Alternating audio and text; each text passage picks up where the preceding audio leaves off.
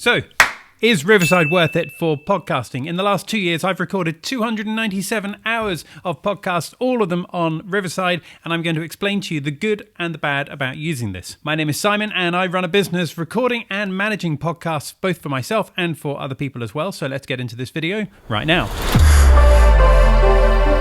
Now, one of the best things about using Riverside is that it records audio locally to each person's laptop or device. That means that if you're recording a podcast episode and the internet connection is a little bit sketchy, then you don't get that kind of strange sound effect that you sometimes get when you're recording straight over the internet on something like Zoom. Instead, Riverside will record each person's audio locally to their laptop or their device or whatever they're using, and then it will upload that audio file to Riverside, which then gives you the ability to download each person's audio track. Sometimes on a podcast recording, the person I'm talking to online, their internet connection hasn't been very good, and at times their audio even drops out and I can't quite work out what they're saying. But then when I download their audio file, it is crystal clear all the way through, which is exactly how you want it to be when people listen back on your recordings. There's one time I did a recording, someone's audio dropped out for a full 2 minutes while they're talking. I couldn't hear anything, like not a single word that they were saying all the way through that recording. For obvious reasons, there was a bit of a gap between the end of their answer and the start of my next question, where I actually said to them, I missed what you said there, but don't worry, because I'm sure the recording's going to be absolutely fine. We just carried on the conversation and everything was absolutely perfect. Number 2, no software is needed. You don't need to download any additional software onto your laptop in order to record an episode on Riverside. Instead, it just uses your internet browser. Now, for you as the podcast host, that might not be such a big problem because you only need to download that once. But for your guest, if you have a different guest on each time, then what you don't want to do is to ask your guest to install an app onto their laptop just for a one-off recording. They're not really going to want to do that, and it's just an added level of complexity that you don't really want to introduce, especially when, let's face it, it's not that easy to ask someone to come onto your podcast and for them to say yes, because it's a little bit of a scary experience for them. So to ask them to do something else, like to download software, it's never a good thing. But they can just record this straight through their internet browser, which is really, really good. Number 3, support is excellent at Riverside. Whenever there's any kind of a problem that I've experienced, I've reached out to them. I don't like saying reached out. That sounds very American, and I'm definitely very English, even though I'm living here in Paris at the moment. But nevertheless, whenever I've reached out to them, they've always been super responsive. They come back to me. They understand my problem, first of all, which is half the battle, isn't it, when you report any kind of support issue to a big company, is that they don't properly understand exactly where you're coming from. So first of all, they understand the problem. Secondly, they respond and keep me communicated.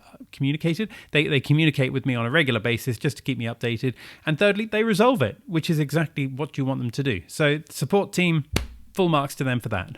Number 4, they are growing fast. They're quite a small business still, but they are making their mark on the world of podcast recording. And some of the guests that they've had on some of the podcasts that are using Riverside to record their content include Mark Zuckerberg and Oprah Winfrey and US presidents. So clearly those people, or the support teams around those people, trust Riverside enough, despite the fact that they are a small company. Now, because they are growing so fast, it does mean that they are really putting all of their energy into it. They're not being complacent at all. They're excited and they're passionate about the growth of their business. But equally, I don't believe they're growing so fast that they're actually running out of their abilities to look after the number of customers that they have around the world. So full marks to them for that. Number 5, you can have different studios within Riverside. Now, if you only have one podcast and you just manage that yourself and you're just making your own recordings, you probably don't need multiple studios.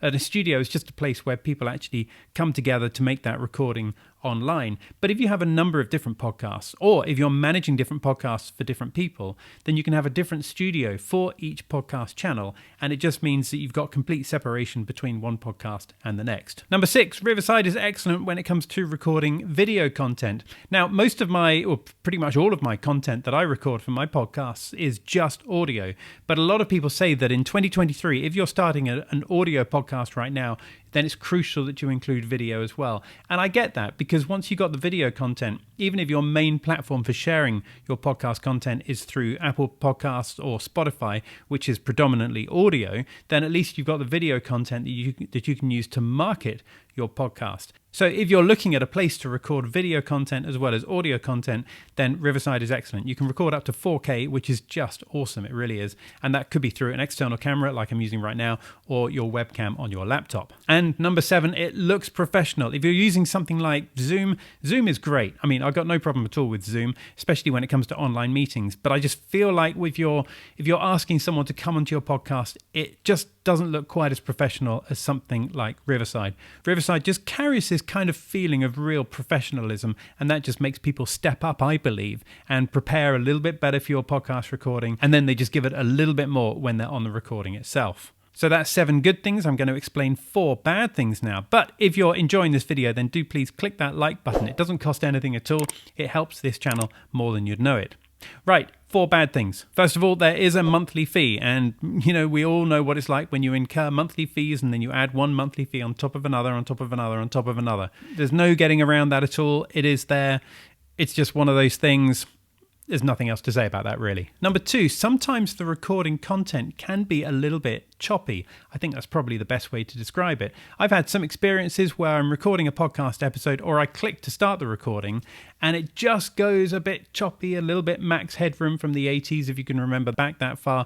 Maybe the audio and the video just don't sync up properly. Sometimes people just lock up for like 5 seconds and you don't see any movement at all. Sometimes it just gets really pixelated and you can't really see each other properly. Now, Riverside, and most people I think, would probably just say that's down to a bad internet connection, but whenever I've switched to an alternative, like recording on Teams or something like that, then as soon as you switch onto that, the quality is just back to being perfect again. So I really don't believe that it's just simply down to internet problems. I don't know whether there's some kind of server issue going on at their end there at all, but if you do experience that, then that's not an unusual thing. Now, don't panic, though, about the recording quality, because like I said, because it records everything locally, then the recording quality is still going to be good. But it can interfere with the conversation a little bit.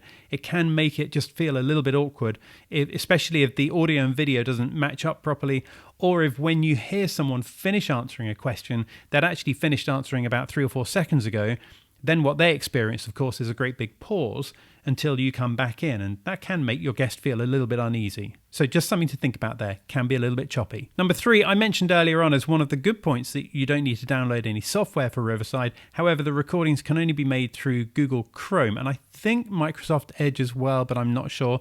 I'm on a Mac, I use Safari, and I never use Google Chrome unless I'm doing a podcast recording. I'd love it if you could record a podcast through Safari. Sometimes I'll connect with a guest online and they'll send me a message at the last minute saying, sorry I'm late, I've only just realized that this only works on Google Chrome, so I'm just downloading it because I never use it at all. So that's a little bit of a shame, but it's not the end of the world, because I think that I'm definitely in the minority when it comes to using Safari on a Mac. Most people around the whole world, it seems, do use Google Chrome.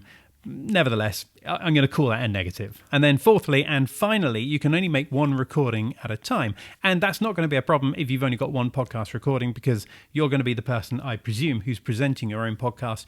You physically can't record 2 at the same time because there's only one of you. However, again, if you've got multiple podcast channels and maybe you're not the only presenter or the only host, and there's a team of you, then you can only record one at any one time. You can't have 2 different podcast recordings going on in 2 different studios unless you have 2 different subscriptions. I think actually if you pay for the enterprise level, which is significantly much more expensive, then you can have multiple recordings, but for the everyday plans on Riverside, you can't actually have that. So there you are, right at the end of this video, 7 good things, 4 bad things. Do consider liking this video, subscribing to it, but in the meantime, thank you for watching this. I'll talk to you soon. Bye for now.